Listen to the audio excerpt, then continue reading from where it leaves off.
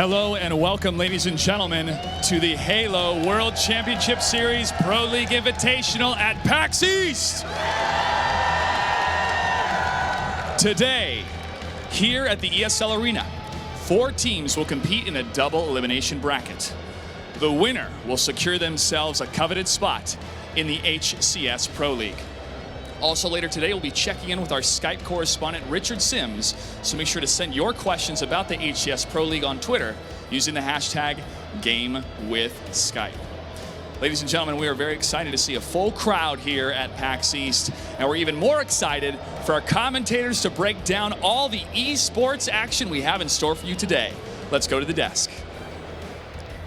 Thank you so much, Clutch. Welcome, everyone, to the HCS Pro League Invitational. My name is Golden Boy. Joining me, my partner in crime, as always, Bravo, as we look to bring you the action. And we also have the legendary Strong Side, who will be joining us in just a little bit. It is going to be an exciting game, an exciting day of competition, as we gear up, and only 4 teams are fighting for a spot in the HCS Pro League. And the story is just so interesting here, Bravo, because, of course, we have the Halo World Champions, CLG. They're not here today, but they're relaxing from home. Right, yeah, for the rest of qualification, They can sit back, they can watch all the rest of the teams qualify. CLG, of course, sitting pretty based on their first place win at the Halo World Championship. And the story here, Golden Boy, is Team Allegiance would have been given that invite as the second place team at the World Championship. However, they split into 4 different directions, so we brought all 4 of their new teams here to compete for that one spot. As you see, this is a PAX East LAN qualifier, and only the top team will be invited. I'm telling you, you can't write these things. You know, you can't make this stuff up. All right, it happens. This is just the way it happened, and it's pretty awesome, honestly. So, of course, we'll be touching on who those 4 teams will be in just a second. But first, let's actually talk about this Pro League Invitational, the HCS Pro League Invitational. As you mentioned before, the Allegiance members split into their own different teams. The winning team here gets that second spot, and because everyone loves it, I love it, you love it, we all love it, double elimination bracket will be in effect here. So we're going to watch a lot of Halo action, and then we have best of 5s and best of 7s. So again, a lot of Halo. There's going to be a lot of games. Yeah, we have a packed day here of Halo gameplay. Only 4 teams, double elim bracket. Truly, the top team will advance out of here. But let's talk about these squads. Pretty remarkable, Golden Boy, that the members of Allegiance have split onto such notable esports organizations. Am I right? We have Enigma 6, Evil Geniuses, EnVyUs, and Optic Gaming here. Let's talk about Enigma 6. Yeah, first and foremost, right, you're going to notice 2 names on there that have caught the attention of so many Halo fans all across the world, Hook and Boo Boo Doo. Now, what's funny about this is that yet another organization that had originated from the Call of Duty community coming into Halo because they identified that the talent is here and this is a place to be right now. Hook and Boo Boo Doo are joined by Shooter and then, of course, former Allegiance member Kratos. So exciting stuff there. Yeah, but on EG, of course, the Spectre, the Allegiance member, we've got Roy, Lunchbox, and Snipe Down. We saw them dominate the HCS Seasons 1 and 2. Can they make a name for themselves now in Halo 5 and put EG's stamp on Halo 5 is the question. L-Town leading EnVyUs on that roster as well. And, of course, on the other side, on Optic Gaming, you've got Nated. I mean, first and foremost, Optic Gaming. All right, Optic Gaming is here in full effect, and I'm excited because I like this roster of Ace, Flamesword, Maniac, and then, of course, being joined by Nated. I want to see what this team can do here. All eyes are on them in particular because Optic Gaming have been a bit of a hot topic in Halo as of late. You know, if you watch the Vision documentaries that one and only Hitch put together, who I believe is actually sleeping on a chair right there, which is actually kind of hilarious. He's tired, man. It's really well documented, like what happened to this squad. Now is their time to shine. Can they do it is the question.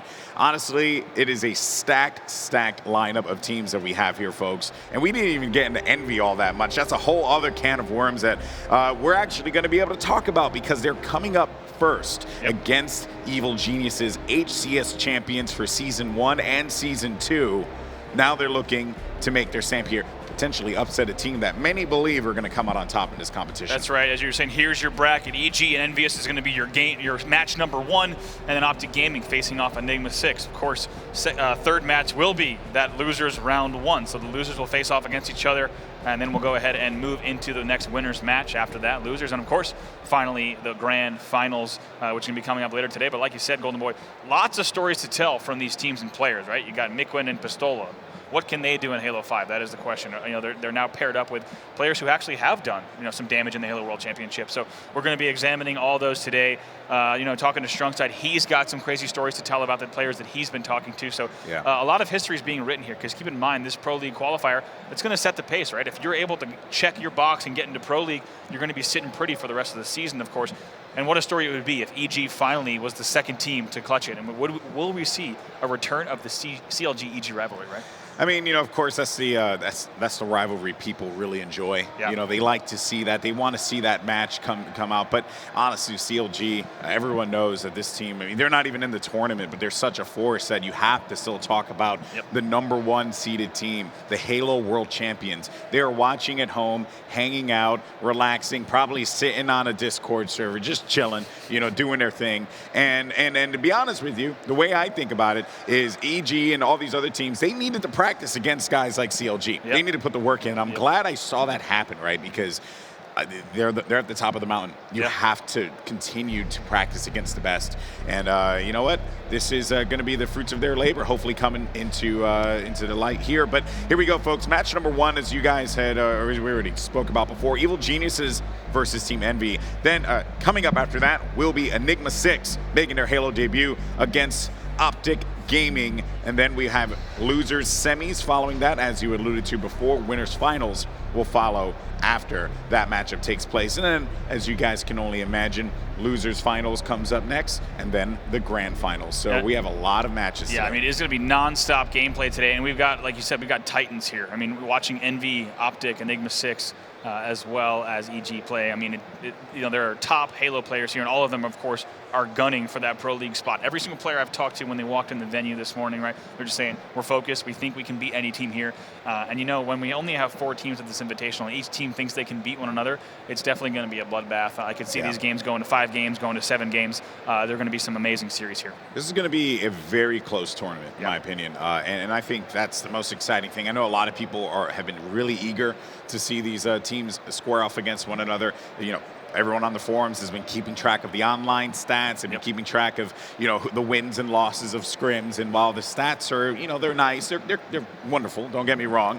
Huge shout out to all the community members that actually do track stats too. I would say that, when you get here in a live environment with the crowd watching, with the hype, the excitement of being here at PAX East, you honestly couldn't have asked for a better stage for these players to do the best thing that they know how to do, and that's just like... Yeah, and I think as we looked at qualifiers for Pro League, it's really important, of course, to make sure there were land components of these qualifiers, right? Because these Pro League spots are a big deal. So being able to bring these 4 new rosters here to compete for that single spot, right?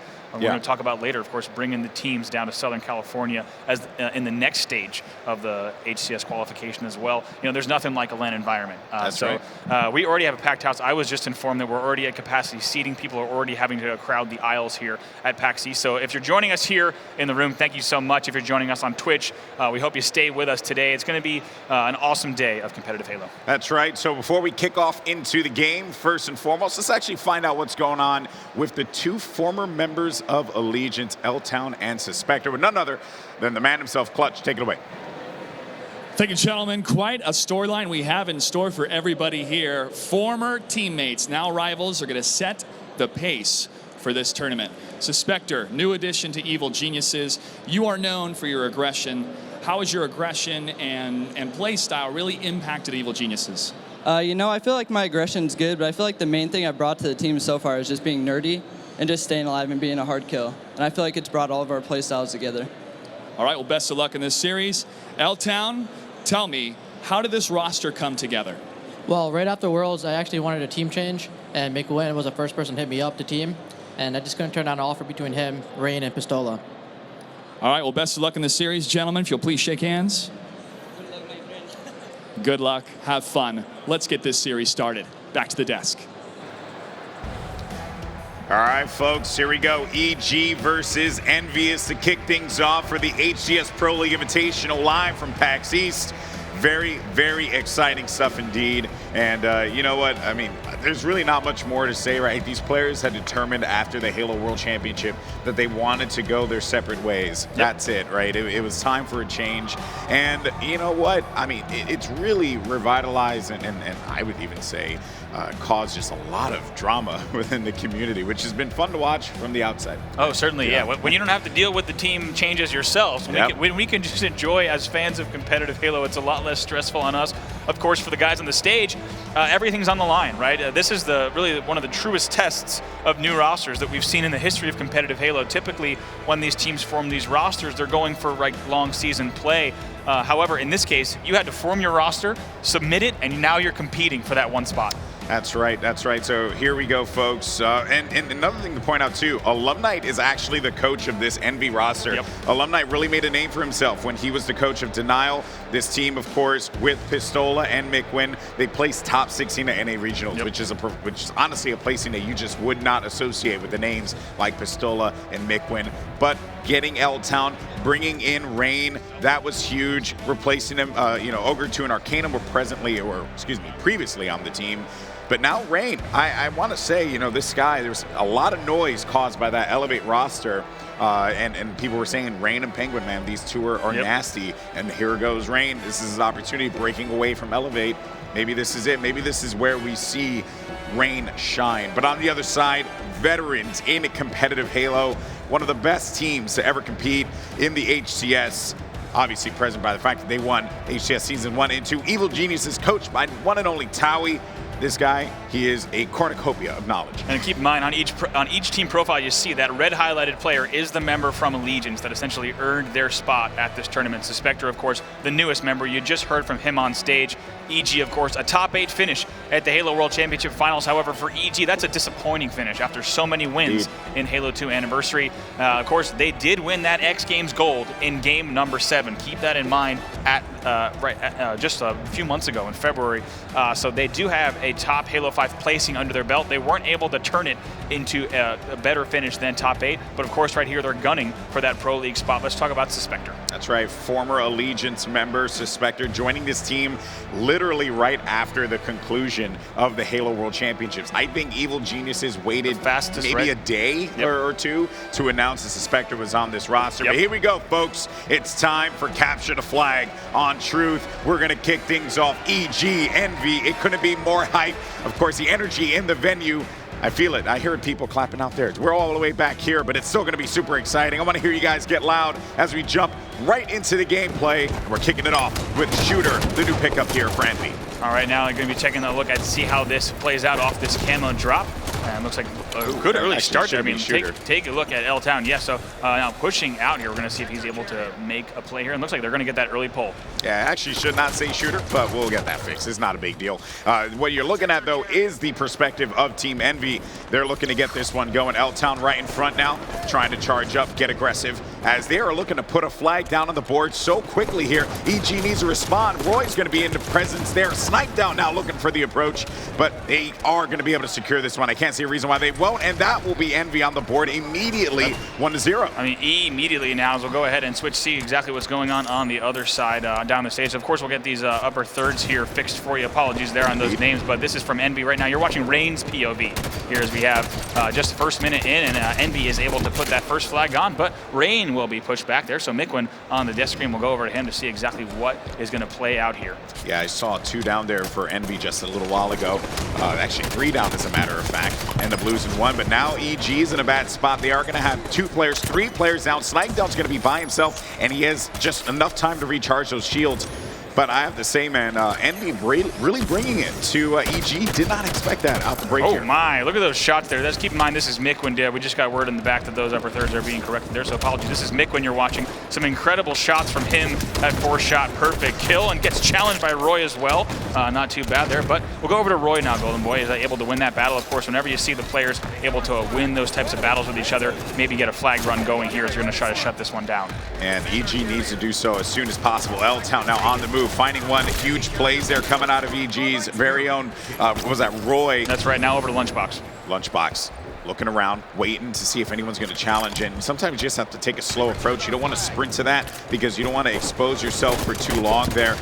winning that battle there, huge win for Lunchbox. And one thing I love about watching Lunchbox play, and you'll always notice this, is he's that player that's in the base. He's causing distractions. He's being a nuisance for the other team. And he's going to need this squad to set him up, right? And I like the fact that Envy got that first cap. It was a wake-up call for EG. It's not going to be that easy for them. They have to step it up. They have to get in their face. That's something that EG thrives at doing. Yep, now over here on this, is actually here, right here, you're watching L-Town screen. He's going to try to make something happen on this, but he does get taken down as well. So now over to Mikwin, who's going to be top mid.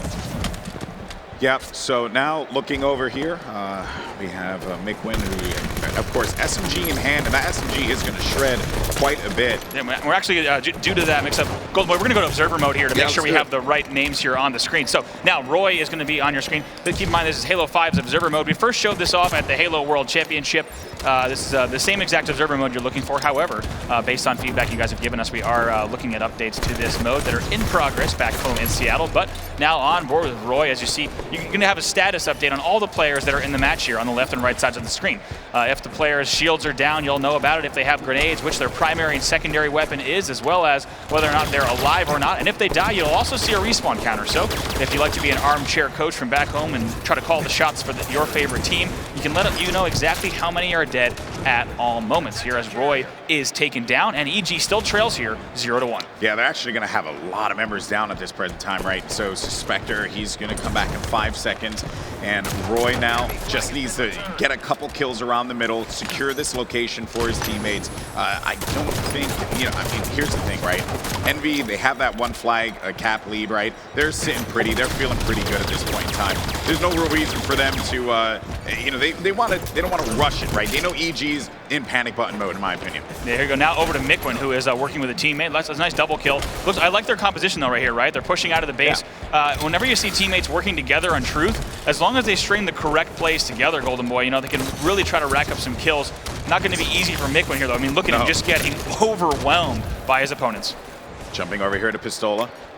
And flag has been pulled. Of course, Envy, they're going to be all over that red base. And, at some point, EG, they do have to be aware of this. I'm almost certain they got some kind of indicator that there were going to be some players circling around their flag.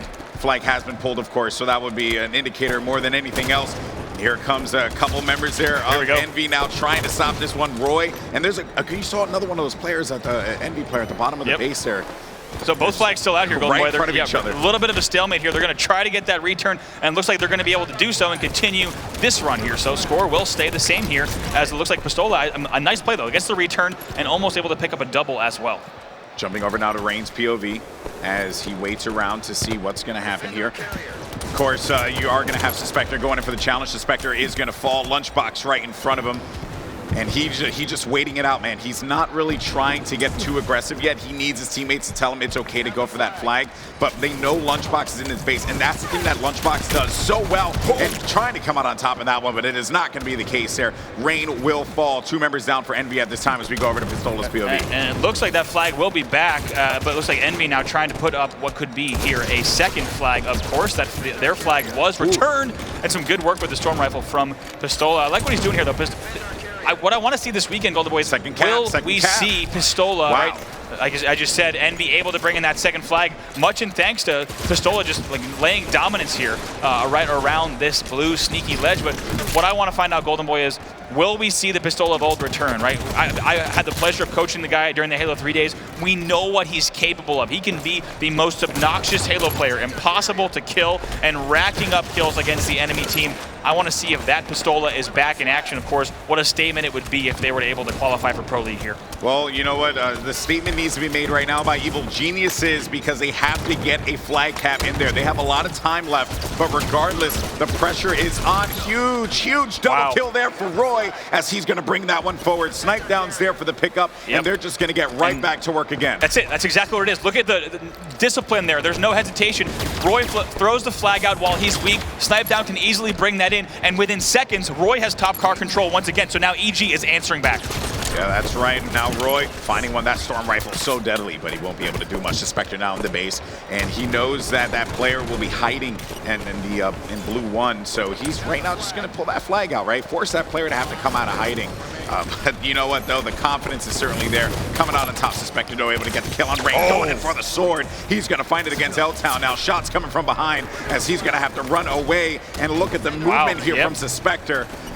I mean, honestly, it's the reason why they picked him up, right? Yep, you know, they knew what he was capable of doing. Exactly, making the decision to sprint even though his shields were down, and then times his thrust perfectly, but gets the Star Killer medal with the right there. The ground pound was coming in, but slashed at the perfect time. Kills him before the ground pound actually hits. Now we're still up here 1-2. EG now on the board, but Suspector's reign of terror will come to an end, much to the dismay of our audience members. Yeah, I mean, I tell you what, that was an incredible play there from Suspector, but still not enough just yet. The flag is going to be away, the EG flag, and they have to figure something out because they're making moves with that flag all the way on the other side of the map here. I think actually, did they trade out, or I may have seen that one wrong. Both flags still away, Golden Boy. Both flags are still away, yes. Now Lunchbox, and again, I'm going to reiterate this. This is what he does. He gets in the enemy base. He becomes a pain in the neck. He tags the flag. That was a bad turn, right? He immediately starts to clamber like, oh, I shouldn't have gone that way. He gets taken down. So 1 down for EG, 1 down for Envy. Keep in mind, you can keep an eye on the left and right-hand sides of your screen. You can find out which players are weak, which players are down. And as soon as you start to see 2, especially 3 players down, you can expect a team to push. L-Town now trying to come on top here. A storm rifle battle, but it will favor Lunchbox as we look at Rain. And with the battle rifle, should be able to do some damage, but Lunchbox is going to get that camo, and they have to kill him, and they are able to clean that up because camo could have been a huge problem. That was picked up around 321, so we'll see it again in a couple minutes here. Here comes Rain, though, right from behind, and they have no idea the second he starts shooting. He's going to get ambushed right there. Player in the base, like you said, knew that he was coming around the corner, so snipe down will fall. What looks like 1 dead for each side still, Golden Boy, as they're almost timed on the respawns exactly. Both teams at full strength. McWin, he wants to get at least 1 hit, right? 1 pick, and just start to make that run, and getting those players 1-shot 2 in the front of the base. Big. Unfortunately, no one could clean up, but like you said, McWin landing those 2 noob combos, if players were in position, it might have been actually an easy return there. Getting 2 players weak on that side of the map could have been really big, but EG does well to shut it down, so we'll stay at this stalemate. Of course, flag stalemates can certainly happen on Truth. There's only 2.5 minutes left, though, here in the match, so obviously next flag cap is the game, right? If Envy is able to win, they will pull it off, but EG can tie here, possibly send us to overtime. Now 1 dead on the Envy side as Roy is controlling Pink. Yeah, and he just caught a glimpse of that one, so you know he made that call out there. Yep. And that's the thing I love about EG, right? Like, Roy, he saw the player, and instead of him beelining it and charging him, he looks around again to see if anyone's going to be around him to cause a problem. But yeah, he's in trouble, though. Look at that play. That's a great play by L-Town. Unfortunately for Roy, both of his nades miss, both his Splinter and his flag. L-Town is able to stay alive in the bottom of the base and wait for help, and they pick up that kill. So a little bit of good play here from the Envious side. However, it did not result in a return just yet. We're still in a stalemate. 2-1 is the score, only 1:45 left. Yeah, and also if you're EG, you need to be cognizant of that camo that's going to be coming up in a few, right? So they have to make a play for that. I think that could be a difference maker here, or they just swarm it, which is exactly what's going on here. You have sniped down. Oh, look at that stick! Oh my gosh, it looks like Ola dropped the flag, and it's some crazy, it looked like the stick might have actually fallen off with the flag. I'm not sure, Golden Boy. We'd have to go to a replay there. It looked like he was stuck. Tosses the flag down. I don't know if the sticky was on the flag, not sure, but it will not kill him, so we'll still stay at a standoff here, 2-1. It was a dud. It was a dud nade. That's terrible. But McWin, he's going to be ranked right around that top mid. And picked up that camo tree. But regardless, right, he's a distraction. He causes a problem. He's a disruption for this team, and they had to solve that problem. Only 57 seconds left on the clock here. Here comes Snipe down, though, with that sword. Pistola trying to hold him back. Of course, former teammate there when Pistola was on Evil Geniuses won't be able to survive that one. 2 dead for Envy. Keep an eye on that. 2 dead. We might see a play 2 here. dead for EG. It looks like, yes, EG is going to get the return, and it looks like will EG be in a position to cap now? We do have Suspector running in that flag, so Pistola's trying to shut it down. Oh, here we go. Pistola can't quite do it because Lunchbox is going to put it on the board with 2 minutes left on the clock. 30 seconds remaining, but you could see a counter cap here coming out for Envy. Look at this now. Yes, that's right. Envy might answer back. EG might have exhausted too many resources on that flag run as we'll switch over to top mid. No, they're still running it. They're still committed. McWin's getting the kills. He finds one in the middle. It's going to be Roy, and he's able to secure that one. It's going to be 2 down now for EG, who has that flag. It's going to be 1 in the middle. That's it. Yes, Pistola is able to bring that in, and they're going to bring in that flag. Looks like, yes, as we'll go ahead and switch over now. Lunchbox is not able to shut that down. Pistola brings in that final flag, and Envy answers back. Game. Like we said, Golden Boy, it looks like just too strong here from Envy at the end. And EG, they pushed a little bit too hard for that last flag. What I liked about what Envy played, right, when you saw Pistola's rush, he didn't worry about stopping that flag. We'll take a look at some highlights here. This is Roy on your screen here, who was able to once again, this is Pistola on your screen, who was able to really advance that flag right around the midpoint of the game. We got to talk about that ending, though, Golden Boy. I mean, Bigwin was a superstar at the end of that one, right? Here's the cap, though, from me. You saw that nice handoff from Roy. He passes it all the way in. Snipedown's able to bring it in. We also saw quite a while. I believe this is the Star Killer medal. Woo. Yes, Girl, Suspector able. Look at this slow motion. Hits that lunge straight in the face. And right now we were at the 2-1. And look at that. And that is it. I have never seen that before. Not sure if Pistola meant to do that. I haven't seen that actual sticky come off of the flag like that. We're actually going to have to look at that game film afterwards, because Pistola just kind of shrugs as he saw that clip as well. He's magical. He's a magical being. And perhaps we'll start to see players try that more often. Well, I would love to see that film to see exactly the unicorn. What happened there. But EG, at the end, they got that last flag cap, like you said, with 30 seconds left. However, Envy able to continue that flag run all the way down, and they're able to close it out. You see EG, of course, not thrilled about that. They were tied 2-2 with 30 seconds left. They brought it back. I just want to say the resources that this team put forward to getting that flag return cost them at the end there, right? They gave up a lot of positioning, but also, too, you can never account for a player like Mikwin, who just goes clutch in the middle. I got to point out a few things. Mikwin ended on a 4-kill streak. He went 25 and 22. He led his team in damage, and he led the game, 41-37 damage. Just to put that into perspective, other players in the game, Rain with 28-87, right? The closest to him is actually going to be Snipedown with Roy with 4,043 damage, but Mikwin leading with 41-37. Like I said, his end streak was also the highest at the end of the game on a 4-kill streak. Obviously, that's the biggest. To also put that into perspective, we're getting from the stats guys, no one else was on anything more than a 1-kill streak at the end of the game. So Mikwin controlling the end, 25 and 22 with a 4-kill streak, and also plus over 4,000 damage in the match, really laying it down there. On the other side, we did have some nice play from Roy, 29 and 16 in that game. I don't believe he pulled up the post-game stats, Golden Boy. So just to give everyone a kill-death breakdown, we had Mikwin going 25 and 22 with 10 assists, Pistola going 21 and 18 with 13 assists, Rain going 13 and 22 with 15 assists, and L-Town rounding out that roster 16 and 22 with 13 assists. On the other side of the stage, Roy, big, 29 and 16, also dropping 21 assists, so Roy can't be thrilled, right? Almost going double positive there, and his team isn't able to pull it off. Lunchbox, 14 and 21 with 10 assists. Snipedown going 20 and 21, just about even, with 16 assists. And lastly, Suspector, 21, 17, and 12. Now the players to break 4,000 damage there were Roy with 40-43, Snipedown with 40-15, and on the other side at Envy, it's going to be Mikwin with 41-37 once again, and Pistola with 4,011. To put, once again, no players were even in the 3,000 range in damage dealt. Everyone else was in the 2,000 range. So those 4 players were really the ones that were doing the damage. Next game type, Golden Boy, is going to be Team Slayer on the rig. EG, of course, needs to answer back. As a reminder, winners round 1 is a best of 5. So first to grab 3 games here will take it. Another interesting stat that I want to highlight here, too, is Snipedown with a 57.2 accuracy. Yep. Okay, that is one of the reasons why he's, in my opinion, one of the best players to ever play Halo, because his shot has always been incredible. But one thing that I've noticed a lot of people on the forums and just in the community in general judge has been the shot and the attention to these players and like what they've been doing online and their scrims. But across the board for Envy, every player had 51% and some increment from here and there. So that is rather impressive that everyone was pretty much sticking to their guns. They were doing a really good job and, of course, playing really well. Now that is going to wrap things up for our Truth CTF game. Now we're going to be getting ready for, it says the rig here, and yes, we're going to be getting ready for Slayer the rig as the players are getting this one geared up, ready to go in just a little bit.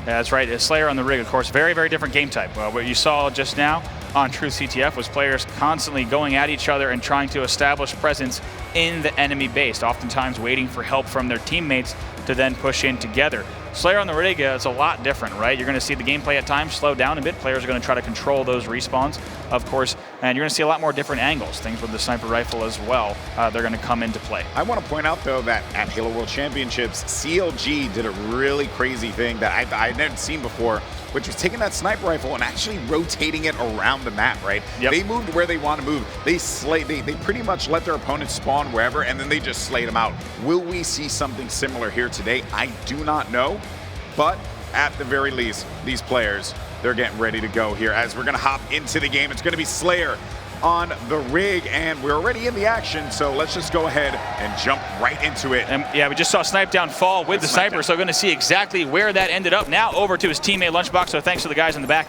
Do have the correct names on screen now, so a little bit of a small lead here from EnVyUs. So Lunchbox and crew going to try to get this tower control, of course, and they want to play this slow. They know if they go down here, it's not going to be easy to rally back in this series, right? And EG wants to close out here, so Lunchbox doing a whole bunch of damage, but didn't have a lot of teammates to help him. I'm going to keep an eye on if there's anyone to push, but Sniper is back in the hands of Snipedown, so let's see exactly what he's doing. And remember, right, we had mentioned this before, you know, players like to go to the back, hold this off right where bunker is, and just hold position. He's just poking it out. And now we're back in observer mode here. When Snipedown has a sniper rifle, you want to be in observer mode. You want to see exactly where those enemies are pushing. Keep in mind, of course, the players there. It looks like Snipedown tries to get that shot on Rain, but Rain will escape there narrowly with no shields. But you know, I tell you what, Golden Boy, I mean, when we have this kind of action, it's fun to be able to jump into observer mode. Keep in mind, of course, the players that you're watching cannot see these outlines. Those are just for you guys watching here and also watching at home. But Snipedown might be in a whole lot of trouble. Yeah, he could be in a world of hurt here if he gets challenged around the corner, but the thing that Snipedown does so well, you know, I don't see enough players using this bottom area. You know what I mean? This is a really great way to get away and get across the map. And I'll be honest, Golden Boy, in all the Halo World Championship gameplay, I don't think I saw players use that bottom route enough. There's a lot of things you can do to flank around the map and get away. That's why I'm glad to see Snipedown using it here.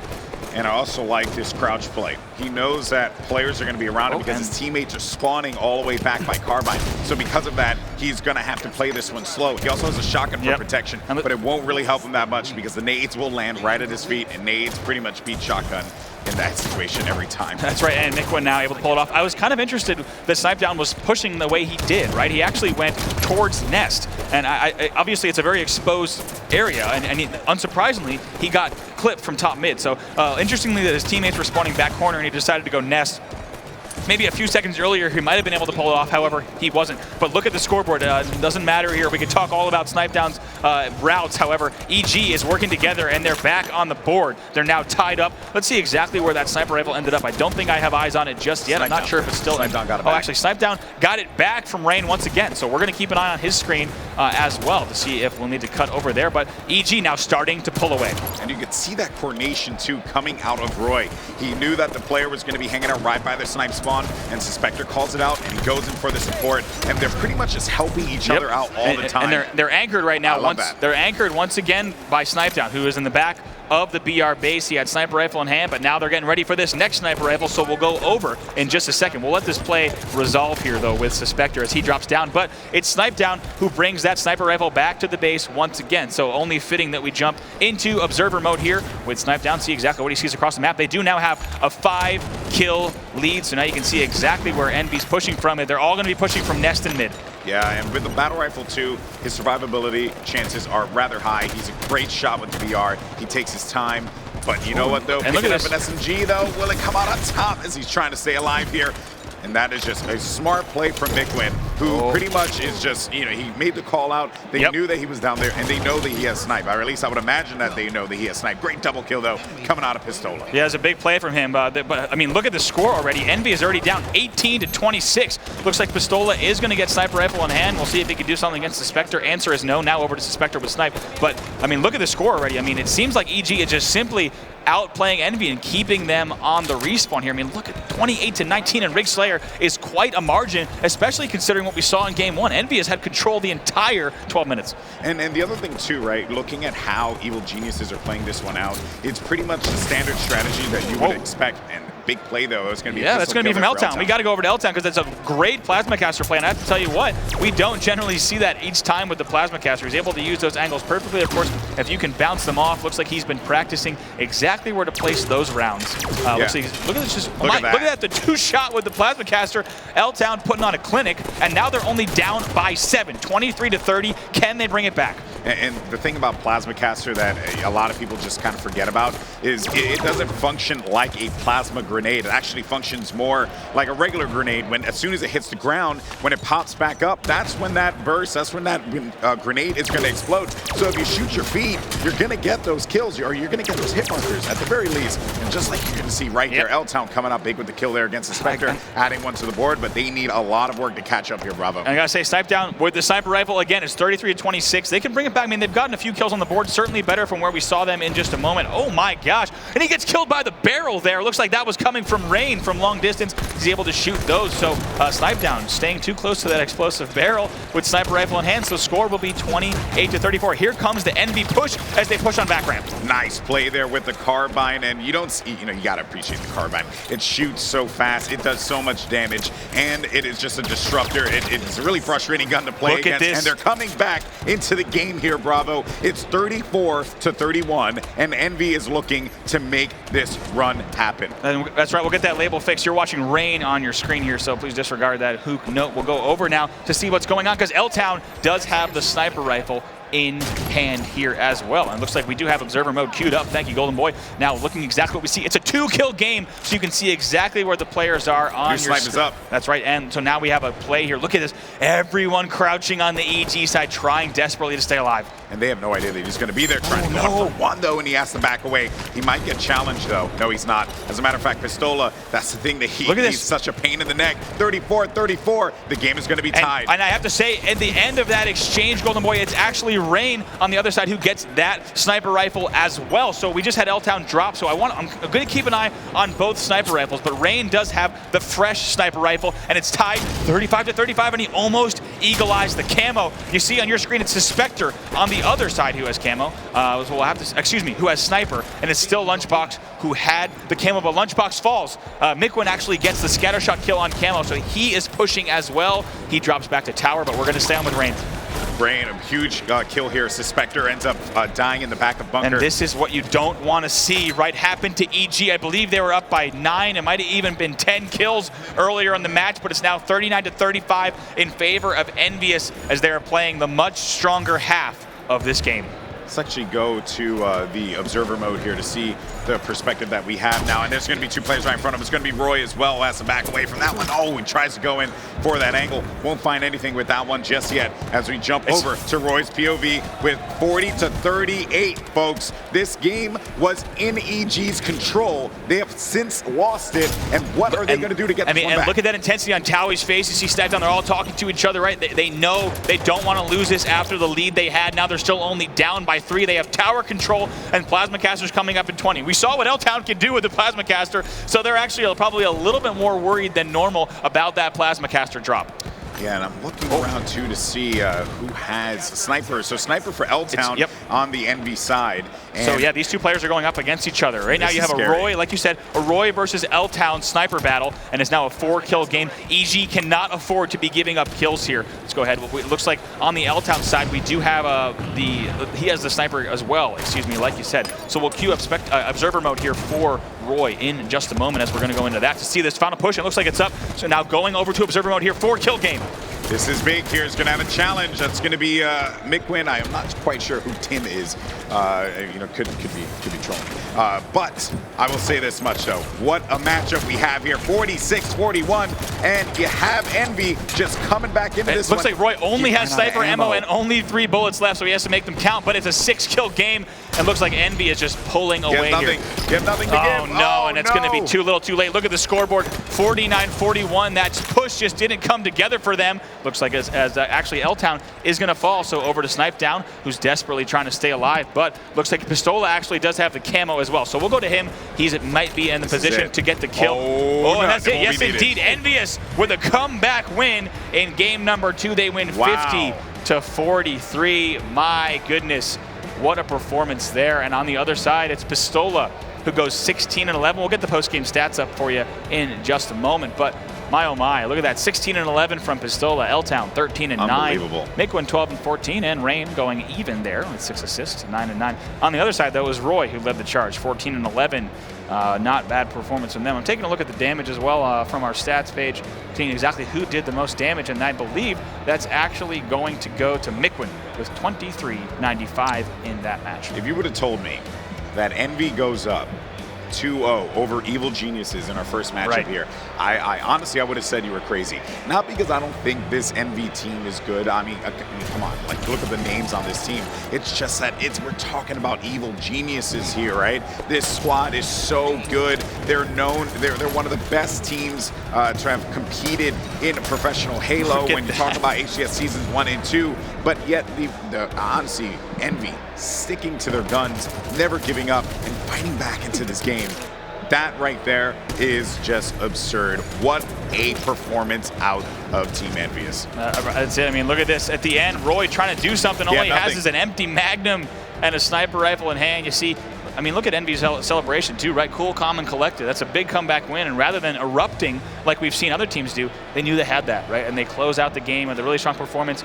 If you were watching with us, you noticed at the end of the game when we had Roy with Sniper and Tower, it started to kind of fall apart for them. You saw EnVy pushing into BR base. Ola had the scatter shot, and you saw Roy. I mean, when you have no Magnum ammo left and you're forced to resort to the quick scopes and no scopes, and you're going up against players with splinter grenades, it's not going to be easy. So it just fell apart. They were able to. EnVy was also able to get that final plasma caster as well. As I take a look, that last sniper, of course, able to do damage as well. I mean, you had a weapon pickup right at the last second for snipe down, but it was not enough towards the end of the match. Game number 3 is going to be Plaza Strongholds, and Team EnVyUs now leading 2-0. Like you said, Golden Boy, I mean, look at EG's history. They got to be the favorite, especially with, top 8 at Halo World Championships when Mickwin and Pistola not even making it to World Championships with their previous EnVy roster. So you have to ask the question, maybe Mickwin and Pistola, right? Maybe they were gypped. Maybe they really are top Halo 5 talent capable of leading a team. So far, it looks like that's the case. I mean, I don't remember the exact scoreline, but I believe it was about 28-17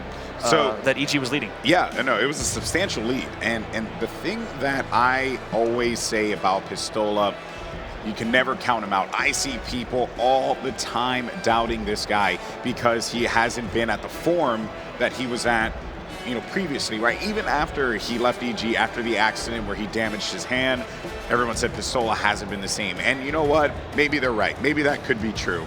But if anyone knows Pistola, and you and I have both known Pistola for a very long time, he is one of the hungriest human beings. He he has a burning desire to succeed. And we're seeing it right here. These games, though, they're close, right? You look at the first matchup, 3-2. That third cap was scored at the last 30 seconds of that Truth CTF game. Even in this one, EnVy was down, right? A considerable amount. You said it before, like 28-17, right? Yeah. Again, another substantial amount. And I say this, came back. I say this each time we see it, but to me, that's a big statement, Golden Boy. Indeed. When you're down in a Slayer like that, when you're down in a CTF, if you're able to come back, you shut down the enemy's momentum and you make a statement, hey, we're the better team. You might have had a substantial lead, but we were able to not only come back from that, but also beat you at the end of the game. So let's go ahead and jump in now. We'll go ahead and kick things off here with Suspector on the EG side. All eyes are on Suspector right now because he left this Allegiance team and jumped on board the EG train a day or two after the Halo World Championships. They need to show up here, but here comes his former teammate L-Town. That's going to get that kill with the camo. That's a great camo push there from L-Town. He's able to make that happen. He's going to turn Nest around, and we'll see if they're going to be able to put some points on the board. But you got to like that. I mean, on the other side, we had Suspector checking everything to see exactly if a player might be lifting. But it looks like both strongholds now going in the way, and we'll see exactly how this last one drops. And yes, indeed, they do have a EG scoring early with Yard as well as bottom mid. But the problem here, though, is that you really can't do much with Yard. You have to get out of there. It's a really hard spot to hold down. And maybe EG can do it here, but they have to begin to make their way over to that point that is currently being held by EnVy. L-Town, can't say a lot. L-Town desperately just trying to make something happen, but he gets shut down because snipe down. It was him who got a double. So it looks like EG is going going to continue scoring here and trying to get the jump on Ola. Ola, I'm not sure. Oh my gosh, Ola pulls the thrust back in the middle of the lift, and I had already checked him out. I thought he was done for, but it looks like he was dead. He dropped out a nade and turns back on the 180 AR thrust. I mean, we've seen these players do some miraculous stuff as it pertains to Spartan control. We're now seeing players use slide thrust, thrusting mid-slide backwards to really juke players, but my oh my, what a moment it was there. Now on board still with Snipe Down. Pistola. They're losing full control. They're losing everything right now. And Snipe Down to the crew need to get in there. That's and a reset. They managed to clear it up. But Ness has been capped. So for the time being, Envy is going to start scoring some points. But still, though, a lead, a decent lead, I should say, for Evil Genius is going to give them some time to get back into this match. If you're EG, if you're Towie, you just want to get your team right back into this match. Do not let up. That's a big kill, right? You think just a kill like that in Hotel, it might not be that big of a deal. But now look where he is. He's watching all these points. Snipe Down staying alive there is really crucial. Also, them making sure they get the reset on bottom mid to not go into total control, also really big. So despite the fact that the enemy team is scoring, EG is looking good, but we've seen them do it once again. Here goes the camo play from Snipe Down. But EG looking good in the beginning of the game, but we need to see them close it out here. Now they get scoring once again. So this camo should be pretty big for them, right? You have 2 members for Envy by Prius, and that is going to be a cleanup on one, a cleanup on the other one too, so that was going to be an assist for Snipe Down. Overall, though, pretty solid use there. I mean, the camo was more or less a camo that was out of the hands of Envy rather than something that was super effective, but it did allow him that opportunity to drop down, bank a nade, and get at least 1 kill. You're starting to see that control here for Evil Geniuses, which is something they thrive on. They're pretty much pressed up on the yard. They have to be careful, though, not to give up too much presence in that blue hallway because you could get flanked and it could cause a problem there. That's right, and I have to say, there's 2 players so far who have broken the 1,000 damage mark at this point in the match. It's L-Town with 1035 and Snipe Down with 1041. L-Town also leads his team in kills, 9 and 7. Lunchbox leading his team 10 and 3 for Lunch. So good numbers from him. We'll actually go ahead and switch over to Lunchbox side because he's obviously doing something right. They got a trip cap, which means now those spawns are going to be coming out of. Oh, what a play there! What a great railgun shot on Pistola, seeming unexpected. He had no idea what was going on there in a trip cap. This is a different EG. If Envy's able to come back from a 55-8 triple cap deficit, what a comeback it would be. But like I said, Lunchbox is now 11 and 3.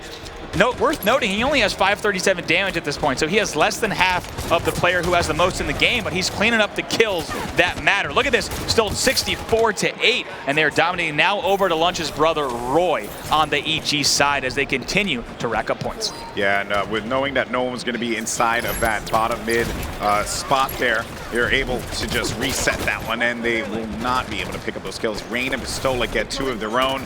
Maybe looking to set up another one here, but Lunchbox, I mean, he has been a predator with that railgun. Rain with a double kill, though. Migwin now inside of the point.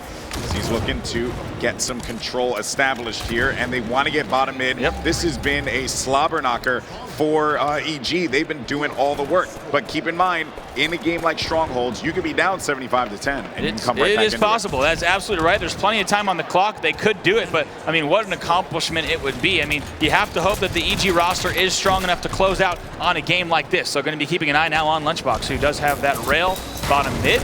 Going to miss that shot, though, however, so will fall. So now over on the other side to L-Town. They get control again. They went right after the yard, identifying that that was the weakness there in the game of Envy. They have to get those points forward, and you got to close out this game for your confidence, for obviously the series, too, because this is pretty much series point here. If Envy wins, they will move on to the next round of this competition, while EG takes a trip to the losers bracket. Lunchbox still leading the game and the team. 15 kills, 6 deaths. He's now just crossed the 1,000 damage dealt stat, but look at this. It's 93-11, and EG looks way too strong, and that they're going to close this out without a problem. EG with a very, very fast win in this game. Evil Geniuses will take game number 3 with a victory, and they've got to feel good about that. I mean, look at the scoreline at the end of that match here, as you just saw. I mean, they close it out with a dominating performance. I want to give a huge shout out to Lunchbox because everything he does is calculated. Okay, this guy, 16 kills, and he had 6 deaths on that one. We got to talk about Snipe Down too. I mean, he's the only player to break into the 2,000 damage threshold, 2407 on that stat. Everyone else, I mean, the next highest, as I look across, is actually 1528 from Roy. So Snipe Down doing damage. He goes 15 and 9. We'll go ahead and see if we can get this switched over to the kills screen for you. but if not, some other notable performances on the kills board are going to be here. You see it on your screen. Lunch 16-6, Snipedown 15-9, but Roy coming in hot with 14 assists. Look at that, nobody else in the double digits, but Roy doing it big. I mean, each 100-11 strongholds on Plaza. You know what this tells me is that here we're going to see some clips from that game as well. So this is Roy just, look at this Pistola play. The nade and AR turnaround on Snipedown, who had an SMG. You know, he couldn't have been thrilled about that, but not a big deal at the end of the game because that score really told the story of how the actual game went. But you know what I got to say, if I'm EG, they don't want to lose this series now, Golden Boy, because this is now games that they know they could have won all 3. They easily dominate this game, but if we look at games 1 and 2 for them, you talked about it. They lost game 1 in the last 30 seconds. They lost game 2 after having something like an 11-kill lead. This could have been an EG 3-0. It really could have been, and they don't want to be focusing on that. Instead, they want to focus on these next few games. You know, they're finally happy pulling it out, and that tells them that they can win games like that. They can win games 100-11 in Stronghold. Take a look at that scoreline, but Envy still up in the series 2-1. Keep in mind, Envy only needs to win 1 of these next 2 games. If they do, they'll close it out. EG, however, needs to win both to bounce back. What a comeback it would be. It's going to be tough. It could be a reverse sweep here, but you know, we just talking about Pistola real quick. I'm really excited to talk to Sims on Skype a little bit later today because I know he's such a huge fan of Harry Potter. Yes. And I want to know, like, how does he feel about Pistola becoming a wizard? Or the magic of Skype. Or the magic of Skype. I mean, that is straight out of the... What a time to be alive, boys. From Sims himself, what a time to be alive. He actually said that. We can talk across the ocean. We're going to be talking to him later. Of course, he's back home. Of course, also he's the biggest rejoicing in the European Halo Pro League news, which we're talking about later today. But CTF Coliseum is going to be your game number 4. You know, if EG wins this, they're going to be fired up. On the other side, though, looks like Miko and the boys are cool, calm, and collected. They probably think they can close this out. And at some point, Golden Boy, when you're losing 58-8, right, you get a little demoralized in a Strongholds Plaza. So that score might not have told the actual full story. It looks like Envy might have had a little bit of less gas towards the end of that one. I also want to point out, too, Pistola, we've been praising him quite a bit. He struggled a lot in that game. He really couldn't find his bearing. I mean, he only put like about 900 damage on the board, right? Like, really not a lot being done by him. He was the lowest in the game. He's the only player on the damage board to rack up less than 1,000 damage at 988. The rest of the players all crossing that 1,000 damage threshold. But as I said, 6-13 that performance. He can't be too thrilled about that. But we saw a dominating performance from Lunchbox and EG. I'd love to start things off with Lunchbox in this game as we kick things off right now. Here we're going to go and jump into the game with Lunchbox starting things off and now pushing up towards the Rocket side.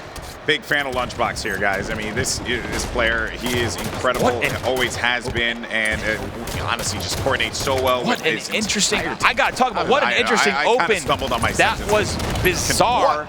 I mean, we have now Lunchbox grabs the Rockets uncontested, flies back to his base as L-Town was sprinting in with Sniper. I mean, what an unconventional open that we just saw on CTF Coliseum. Lunch will fall. I don't even know what's going on. Now over to L-Town, who has the scatter shot in hand. And finally, we might see something return to a little bit of stable gameplay, but it looked like both teams sprinted past each other and then realized exactly who was in each other's base. So now over to Snipedown, who does finally have sniper rifle in hand. I won't lie. You know, I was saying something. I had a statement that I wanted to put together, right? Commentators, we typically do that. And Lunchbox had no time for my statement. He pretty much had a plan. He said, I'm going to make this one. You know, you're basically going to stumble on your words here, man, because I'm the real MVP, because everything I do is calculated. Anyway, moving forward. We have, let's see, looking around, Snipedown off the respawn. And the sniper rifle is pretty much going to be gifted to him. Look for Snipedown's DMR too, man. That gun does so much damage. One of my favorite guns to use whenever I'm playing FFAs, when I'm streaming. I absolutely love playing with the DMR. And speaking of Rain, he's going to have control of that one. And saw the flag get pulled out briefly, but it looks like Envy is going to be there for the stop right away. And a stick coming out from Snipedown last minute. That will be a trade and a big win for Snipedown. Who's going to keep that snipe in his side of the base for the time being. And now over to the Roy side, but Roy will fall. So we'll go over to the Pistola. Flag run here is going to try the BR route, of course. big player for Pistola. As I'm looking around, and all the members of EG are going to be up at this time, and they are going to get those kills. So not much that Pistola can do there. As a matter of fact, 4 down right now for Envy. Suspector is the man who really has to clutch this here, and he's going to try to get this pull, yes indeed. And Lunchbox looks like they're going to get the flag return, and EG answers right back. It sounds like we have a listen-in ready with Evil Genius, says Golden Boy. So let's now jump into a listen-in with the EG crew. I'm with you. Watch our BR, watch our BR. Top cat, you guys, RBR. I hear our cat. I got one, they're gonna be our flag. Justin's watch on me. Watch our BR. Justin is running flag. Can anyone else run this? Eric? No, I'm going in lead. I'm staying here. Just like Justin. They're sniping. I'm hiding their flag. Go back, I'm going to flag. He's on our rocket corner, guys.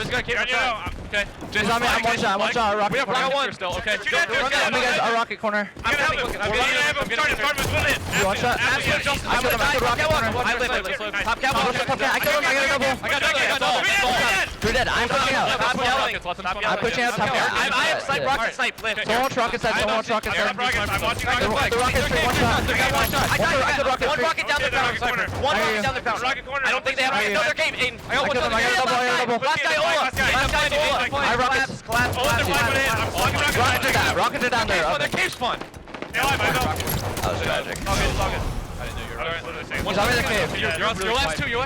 Watch out their window. I finally have rocket. Watch the window, watch the Watch out window. their window. Two guys. Yeah, I'm running 8. No window, we can scatter. No help me. I could run. Push. I'm still one shot, Okay, watch out their flag. Absolutely. Their flag killed me, He's looking for the flag. one. Watch out there. Window dead. He's front of the base. Fountain. I got top. You got me. Yeah, I'm pushing through the side. Alright, they're hide, Jason, just hide. I'm hiding our cave. All 4 of them are snipe side. Push snipe side. I'm running a rocket. Yeah, let me just hide here. Yes. I'm one shot. Our window is top catwalk. You're right, RBR. Our BR weak. After RBR. I'm one shot. One shot, I got one. Our cave, go for flag. I'm flag Justin. He's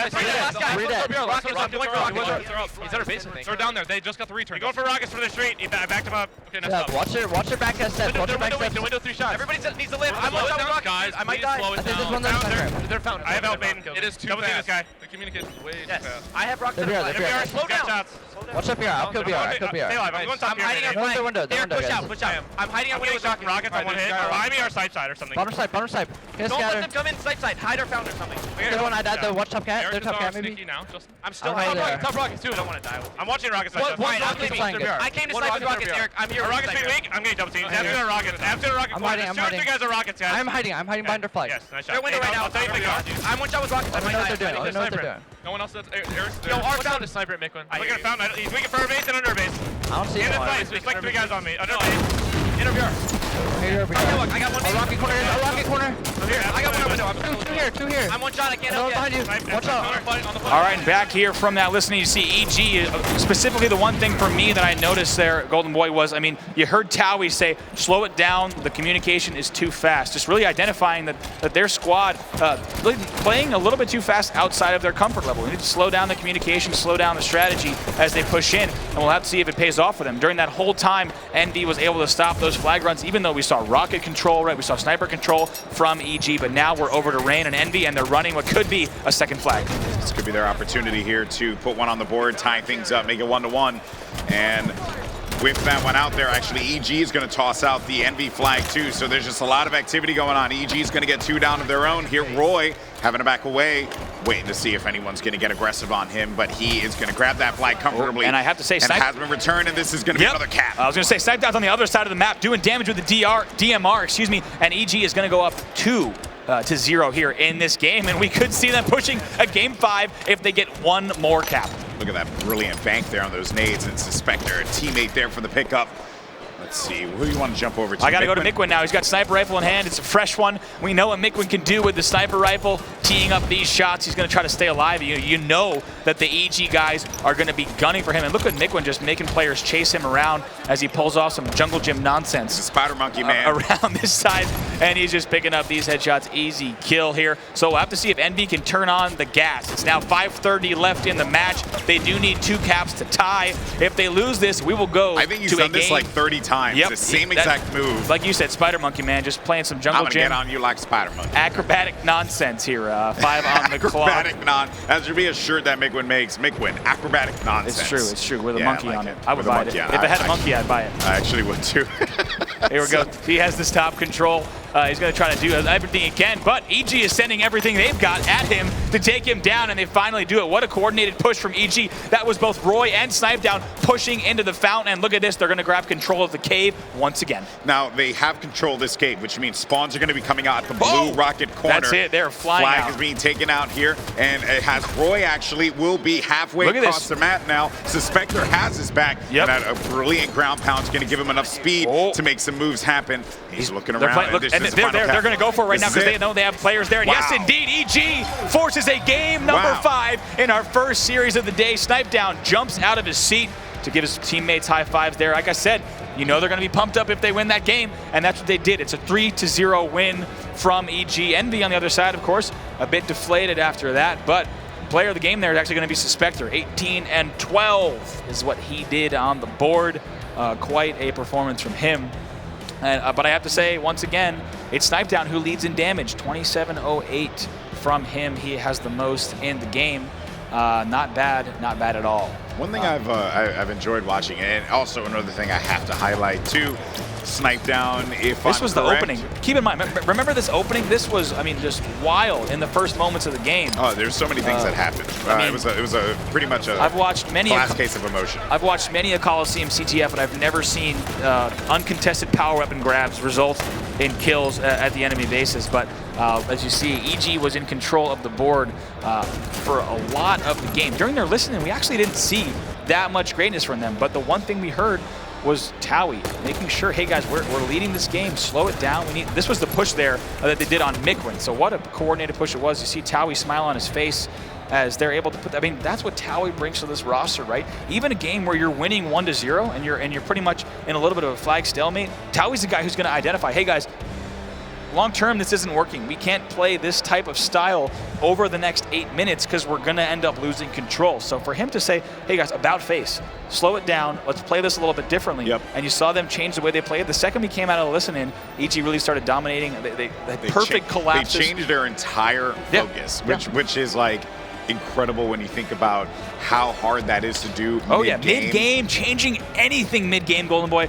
Having coached, especially during Halo 2 and Halo 3, having a team who is dialed into their screens and their exact battles and moment-to-moment gameplay, talking over that and saying, hey guys, we need to change actually what we're doing. Like stop playing for a second and think, right? But actually keep playing and change everything. Trust in Towie, man. It's difficult to do. It comes down to teamwork and practice together because there's a lot that you need to know, right? For example, when they're slowing things down, what exactly does that mean? That can mean so many things to different things and different players. For EG, you saw Roy hanging out with rockets in his base, right? Snipedown, flanking across the map to get that return. Lunchbuck staying alive in the rocket corner. Remember that? When he was alive. So I think what we saw was EG really turning it around. And right now, he's on Twitter just basking in praise. He's gloating. And gloating, probably. I did want to point out, too, Snipedown with a 54% accuracy rating in that last game. He has freakish accuracy. I'm enjoying seeing the aggression from Snipedown because I know that's been a hot topic of Snipedown. Can he be aggressive? Can he be in your opponent's face? And you know what? He's been doing a heck of a job with that thus far in this matchup. Yep, and here now on board with Snipedown here off the break. And look at this opening that he's going to have. Look at that, already in their face. Oh, and I wasn't sure if that one was going to connect as well. Somehow just staying alive. I mean, so obnoxious with that plasma pistol. So, but I have to say, the sniper rifle did go to Mickwin. He's desperately trying to stay alive. And actually, Snipedown is right around the corner from him. So they're going to be able to get that. And I have a feeling we're going to see Oh, no. It looks like, yes, actually, Snipedown does drop. No, it looks like now Lunchbuck has a sniper rifle. They're trying to figure out who to give the weapon to. Like, wait, I got this. And now they finally switch it over. And looks like they all accidentally picked up the sniper rifle. So we'll go into observer mode with Snipedown to see exactly where his opponents are coming from. Oh, sweet Christmas! What a play coming out of Snipedown. Rain had no idea what was going on there, and his face went with him.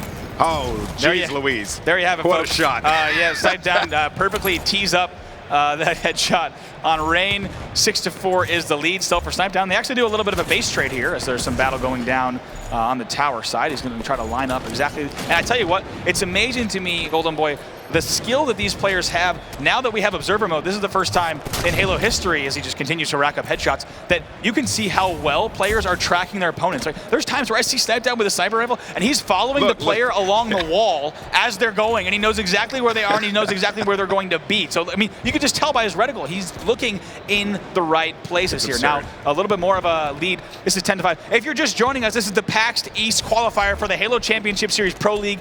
Team EnVyUs was up 2-0 in this series, winning the first 2 games. EG has won the next 2 to rally back. Here we are in game number 5. Of course, this is a double elimination tournament, so whoever loses here does not go home, but the winner will advance on to our winners bracket finals. You know, it's almost like a Tosh.0 web redemption for EG, because you remember they were in a position where they got reverse swept by Renegades at Halo World Championship. Now to come in here and potentially reverse sweep Envy would be huge for them. And then just look at the wherewithal. Oh, I thought he was going to toss. Looks like he was trying to, but it's actually going to be L-Town who does grab the sniper rifle. Now they're only down by 6, so keep in mind this is anyone's game. Very doable for them to come back into this game here. I cannot see a reason why they wouldn't. Of course, so EG, they're so good at ensuring that they're not exposing themselves and making those dumb plays. Envy is the same way too. But in this particular case, L-Town is pretty much banking on that. He needs something right now because they have to get these kills. And that's still by 6. That's a big no-scope that he hits, and his team is going to clean up Lunchbox there. So they're still only down by 6. They can stay in this, but man, Envy does not want to lose here after being up 2-0 in the series. I like this rotation from L-Town too. He's going to go out top here right by Catwalk. And they know that they're going to be flooded around those rockets, right? And they're just going to have to get those picks. That's where L-Town's going to come into play. And we do have a listen in here ready with EnVyUs. I want to see if they can bounce back in here. Let's jump into the EnVyUs team chat. I can't get that. You're going to be blood side. That's right now. I'll go right now. Blood side weak, lunchbox. If you go right now, I'll go for snipe. There's one shot right now, dude. Tower side red. Tower side. Yes, rockets, tower side. Behind us, blue. Behind us, blue. Take it early. Tower one shot, rockets. 2 in blue. 2 in blue. And red SMG. Tower guys going top cat. Pushing the blue, dude. Top cat right now. I'm gonna need help. You guys on me? Turn off. I got them both super weak. I got them both. I'm looking at side. Other one, Yola. Other one on Ola. In behind top cat. Red dash one shot. Look at my screen. Look at my screen. You can see him. He's going tunnel. Yola. He's weak still. We got top cat weak. Top cat weak. Top cat, one shot. One shot, top cat. Dead. Get snipe. One tower. Dead sniper. One in tower. I snipe. Tower, one shot tower. Are they pushing me?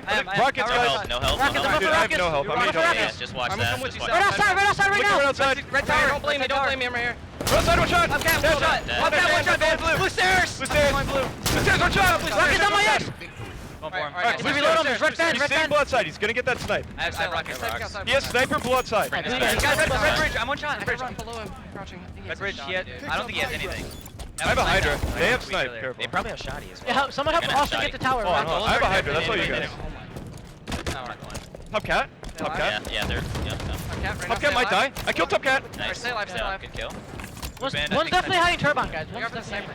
That is nice. Great communication there with Envy, but unfortunately for them, they are still going to be down by a substantial amount. This is going to be a tall order for them to have to come back from. But one of the things I liked was when Mikwin said, you know, Ola, look at my screen, right? And because we're playing in a live event environment, you're able to do that. And then he's able to look at the screen and be like, okay, I know exactly where he is, and this is how I'm going to approach him. Yeah, it's a big thing you're going to hear when these veteran teams are playing. As you said, Envy now down once again by a substantial margin. But hey, we've seen them come back on Team Slayers with a deficit not too different, right? So Envy could bring this. One kill really separates this. It's scary to say, but we've seen them do this before. I'm not sure. Mikwin going for the rocket right there, if I've ever and seen not one. able to pick it up. So now over to Snipedown. But that's one thing you're going to hear, Golden Boy, is players say, I have eyes, I have eyes. Look at my screen, because like you said, these players sitting next to each other. When you're able to turn a death screen, you can tell the player exactly where they are on the map. It looks like trying to pull some shotgun jukes here from Snipedown. So it looks like 29-20. EG will continue their reign. And look at this push.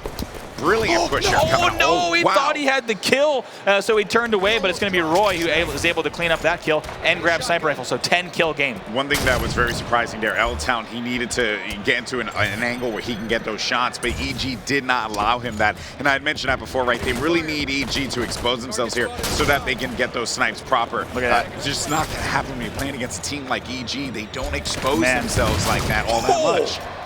Look at that hat trick there from Roy as he picks up that headshot as well. So look at this, 35-21 is the score. My goodness, and look at this just control here. Look at Lunchbox and Roy working together. These guys have been, you know, a duo, of course, since the days of 5K and Halo 2 when they made a name for themselves. Lunchbox, you mean the duo since birth? Well, that's correct. Never mind, you're right. A duo since birth. That's a fantastic correction, Golden Boy. A Halo duo, perhaps, that you've been watching since Halo 2. However, these guys have been building their teamwork for right around 25 years. Yeah, since they were born. Yeah, that's right. You know, in the epic 2v2 Pong competitions that they've had. That's true. I've heard stories. This is all made up, by the way. This is what commentators do. We make all the stories up. All right. This is not looking good here for Envy. I do not, and Suspector's just going to catch him with the Splinter Nade. That's unfortunate for him. But this is EG in full form here. I mean, I don't even know if this is their final form yet. That's it. No, I don't know either. Sniper's in the hands on the other side, but let's go. As they're only 11 kills away from closing this out, let's go to a listen-in with EG, see if they can get these final kills in game number 5. Live. I'm not with you. Backing up. Alright, I'm have a sniper. I'm sliding across. I slid across. I'm crouching bottom center. He's got red attic. I'll just yeah, he's red attic. One on me tower. What's up, Cat? I want big. I have camo. Absolutely, I got him. I'm gonna die. I'm watching. Eric, push outside. Let's push. Alright, I'm outside. Camo on. I'm coming to you, Eric. Eric here. I got one. I'm here. I'm at tower, guys. Push red. Sniping inside red. Push red now. With you, Aiden. Sniping red. There's 2 guys below red. Below you, Aiden. 2 guys. I'm here. Push on the stairs. Absolutely red. I got it. In red. I'm pushing outside red. We're pushing outside red. They're gonna spawn blue. They're gonna spawn blue. One shot red. I'm going front, Eric. Oh, you go. Bottom red bear. Bottom red cat. I got the guy front red. Don't be one of you.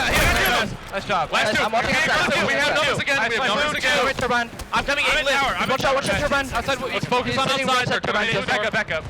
Just live. Blue attic. Outside. Live. Up catwalk on me. Don't die. There's 3 guys outside. They got rockets. I'm going bottom red. I'm bottom red. Up catwalk, guys. Rotate through, Eric. Rotate. We go Jason. Outside, one shot red nest now, guys. We need red nest. We need to kill this guy red nest now. I can't. One shot red window. Didn't get a red window. I'm outside red window. Ola. Outside red. I'm outside red. He's like top red window or something. Okay.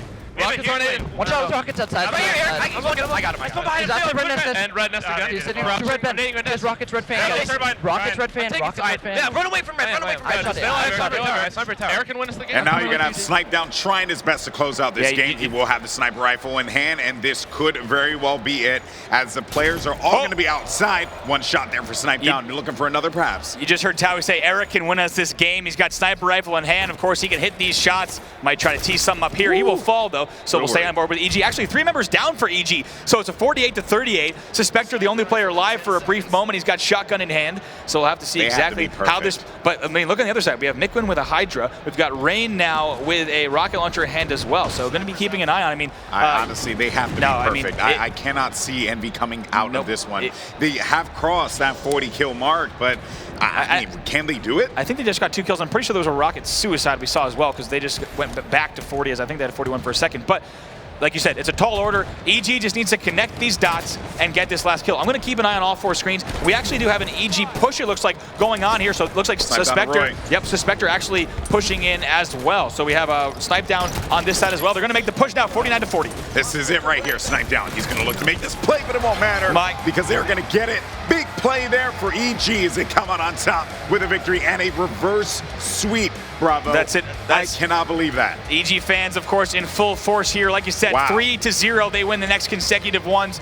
You saw the look on their faces after game 1 and game 2. Look at Towie and Snipe Down talking about strategy on that last push. You know, they just won the series, but they're still, look at that, they're still talking about exactly what they could have done, different opportunities there in that last rush. But Envy, of course, will come across the stage. These gentlemen will shake hands, and Envy will be forced to our losers bracket round 1. Let's go ahead and look at the stats. Suspector, the newest member, of course, of EG, the member from Allegiance, going 14-8 in the last game as they win 50-40. That was a great series to kick off the PAX East Invitational with. Envy, though, I mean, they have to go back to the drawing board. Think about what they did wrong there. EG clutched up without a doubt. They played great. There's so many takeaways from this one, but I think the most important is something that you saw. Boom! I lost my mind there. Is something that I had mentioned throughout HCS seasons 1 and 2. EG's, their desire to win, right? The ability that they have to just stay up, the ability that they have to stay resilient in these matches and not give up. That has always been one of their greatest traits throughout HCS seasons 1 and 2. And going into the HCS Pro League, could this be the EG that we knew from those previous 2 seasons? This series in particular showed me there's potential. Yep, and that's exactly what it was. I mean, at the end of that game, actually taking a look, like we said, Suspector was 14-8, and looking at the rest of the screen, L-Town there also going 13-11, so racking up kills indeed. Pistola, though, 6-14 on the last game. So once again, Pistola struggling towards the end of the series, not really able to turn it on. I mean, gosh, Envy looked too good, but we started to identify it, right, like as the series progressed, that EG was actually looking pretty good, and they narrowly lost those first 2 games. Of course. So like we said, if you're EG, you know you can win that series, and it's not only not out of reach, but you can also almost argue that they should have won the first 2, and it could have been a 3-0 EG match. So Envy, of course, can feel good, though. They only needed to win one of those last 3 games, and they will drop to losers now, and of course, EG will await the winner of Optic and Enigma 6. I personally feel like that Strongholds game, that start that team had, that EG had to get things going, that was it, right? You know, they really put Envy on check. And since then, Envy just never had a chance to answer back. But we do want to find out how EG were able to rally themselves back to a victory. And none other than find out that information is the one and only Joshua Gray, joined by Coach Towie. Josh, take it away. Thank you very much, gentlemen. EG setting the pace in a fantastic victory, game 1. Towie, what was the communication like for those first 2 games, and what did you say that turned it around for your team? Well, the first 2 games, it felt a bit like a warm-up. We did get a lot of time to warm up our shot, but our communication just really wasn't on point with what we're used to and what we practice like online. So, you know, by the time the 3rd game came around, we kind of just relaxed a bit and, you know, told each other that we just needed to play our game. So now that you're waiting for your next matchup, what do you do as a team to just sit back, relax, and wait? Do you go back and watch the videos? What's the strategy in terms of just decompressing after a win like this? Sure, we'll probably take some time to watch the games that we just had, but we'll probably go over the game types specifically for the next round and then, you know, watch the match that's going on right now to see who we're going to play. All right, give it up for Evil Geniuses, folks. Plenty of fans here at PAX East. Congratulations once again on your win. We're going to take a quick break. We come back. More Halo Esports action. Stay tuned.